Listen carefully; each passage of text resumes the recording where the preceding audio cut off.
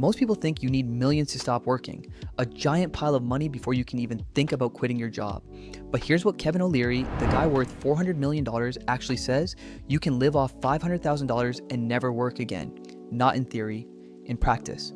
I'm going to show you the exact math, the psychology behind why this works, and the mistakes that keep most people grinding until they're 70, even when they could have stopped at 45. My name is Ivan, and I help people understand how simple financial strategies can create extraordinary results. If you're tired of the traditional retirement advice that tells you to grind until 70 and pray Social Security doesn't collapse, subscribe to the channel and hit the like button if what you're about to see changes how you think about financial freedom. Think about what you're really chasing. Most people say they want the luxury cars, the designer clothes, the big house, but that's not it. What you actually want is freedom.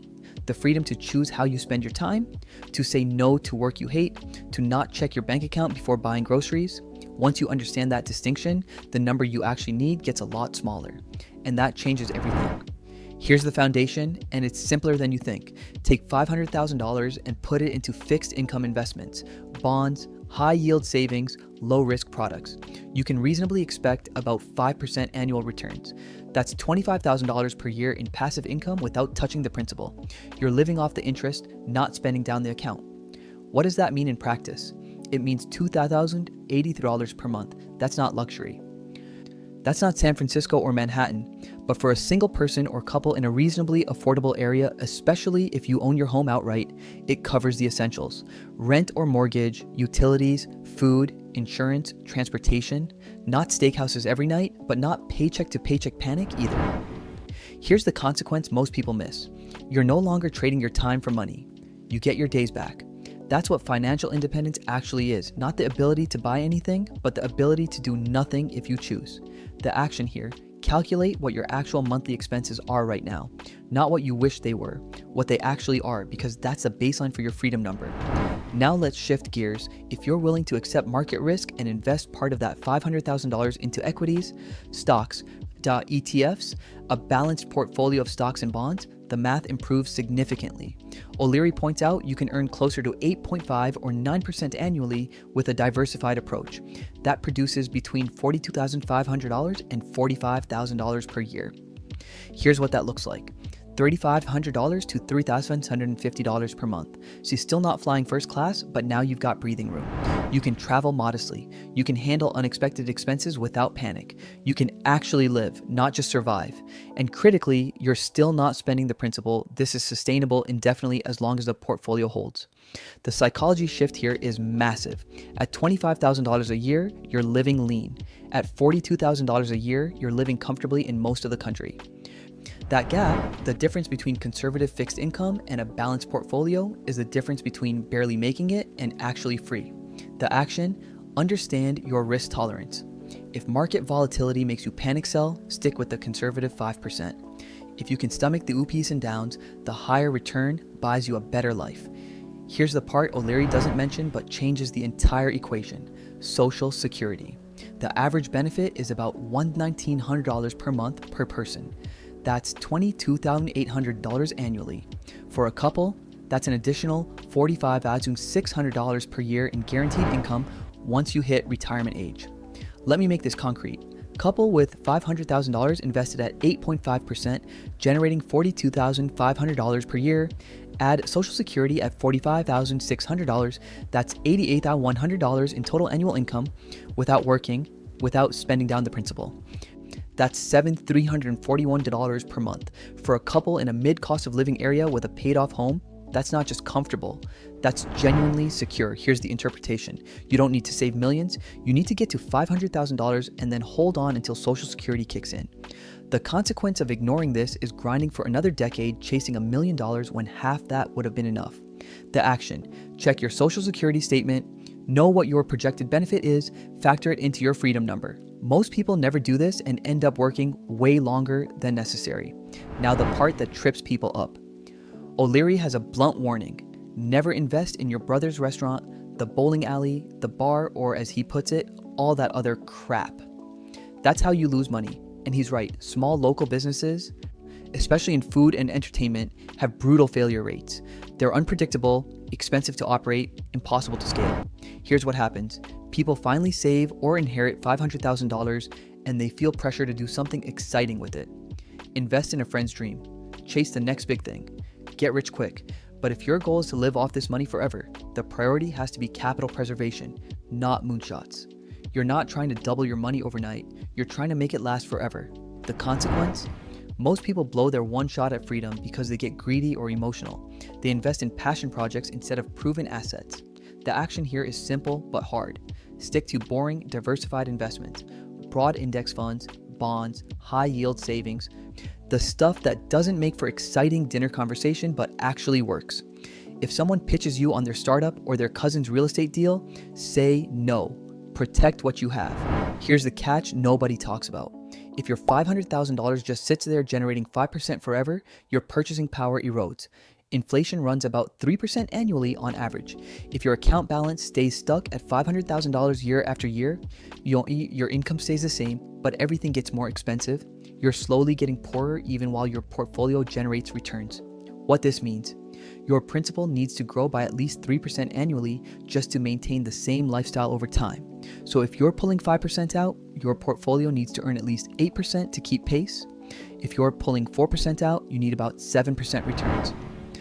This is why the balanced portfolio approach, stocks and bonds, targeting 8 to 9%, isn't optional. It's the minimum to sustain the strategy long term. The consequence of ignoring this: 5 or 10 years in, you realize your $2,000 a month doesn't go as far as it used to. You start cutting back, stressing again, maybe even going back to work. The action: build inflation protection into your plan from day one. Reinvest some gains. Keep a portion in equities that can grow. Don't just optimize for income today, optimize for income that keeps up with tomorrow's costs. Let's zoom out. The question isn't how much does it take to be wealthy? The question is how much does it take to have enough? And that's something only you can answer. For some people, enough means a quiet home with no debt, plenty of time, and the ability to say no to work they don't enjoy. For others, it means traveling, building something, or just not checking their bank account before making a purchase. Here's the insight most people miss. When you cut out impulse purchases and get honest about what you're actually spending money on, your dollars go shockingly far. People who downsize, cook at home, trade in a finance car for an older one, they're not just saving money. They're clearing mental clutter. They're freeing themselves from the maintenance costs of stuff they never really needed. The risk of never doing this work is spending your whole life chasing someone else's definition of success, working until 65 for a retirement you might not even live to enjoy. The action here isn't financial at first, it's psychological. Sit down and write out what your ideal week looks like if money wasn't a factor. Not the Instagram version, the real version. Then price it. Most people discover their dream life costs way less than they thought. Here's where this gets practical. $500,000 isn't some impossible number reserved for trust fund kids. If you're 30 years old, making $60,000, saving 15% of your income, that's $9,000 per year, and investing in index funds averaging 7% real returns, you'll hit $500,000 by your mid-40s. 20 years, no lottery ticket, no inheritance, no side hustle that makes you famous. The interpretation: the people who get there versus the people who don't isn't about income. It's about the gap between what they earn and what they spend. Someone making $100,000 spending $95,000 will never make it. Someone making $60,000 spending $48,000 will get there and have options by 45. Here's the deeper consequence. Most people assume freedom requires a miracle, so they never even try. They spend everything they make, stay trapped in jobs they hate, and tell themselves someday, while doing nothing to make someday real. The action is immediate. Automate your investing today. Set up the transfer. Make it invisible. Because if you're relying on discipline and willpower every month, you'll fail. Automation removes the decision. Let me paint you two pictures of how this actually plays out in real life. First person, let's call them average. They're saving maybe 5 or 6% of their income, and honestly, some months they don't save anything at all. Every time they get a raise, their spending creeps up to match it. New apartment, nicer car, better restaurants. They've got a couple thousand on their credit cards most of the time. Nothing crazy, but it's always there. Between rent and the car payment, they're spending close to 60% of their take home, sometimes more. They invest when they remember to, or when someone reminds them, but it's not consistent. Fast forward to 67. They've got maybe $200,000 in their 401k if things went okay, and they're crossing their fingers that Social Security holds up. Freedom? Maybe they get a few decent years in their 70s if their health cooperates. Now, second person, the disciplined one. From day one, they're putting away 15 to 20% no matter what. And here's the key, and when they get a raise, their lifestyle doesn't change. That extra money goes straight to investing. Credit cards get paid in full every single month. They made a decision early on to keep housing and transportation under 50% of what they bring home, and they stick to it even when their friends are upgrading. They set up automatic transfers to their investment account so they never have to think about it. When the market drops, they don't panic and sell, they just ignore the noise. And they keep 6 months of expenses in cash, always. By 45 or 50, they're sitting on $500,000. At that point, they can walk away from work completely if they want, or just dial it back to part-time, doing something they actually enjoy. Life on their terms. The difference between these two people, it's not how much they started with. It's not luck or family money or some secret investment strategy. It's just behavior. Boring, consistent behavior repeated over 15 or 20 years. That's the whole game. Here's what it really comes down to. $500,000 isn't about the money. It's about becoming the person who can delay gratification, ignore what the neighbors are buying, and sit with discomfort now because they trust future them will thank them. That's a different identity than most people carry. Most people optimize for comfort today, every single day, and then act shocked when they're 55 and still trapped. You don't need to live on $25,000 a year forever. You don't need to retire at 45. But you should know that the option exists, and you should know it's closer than you think.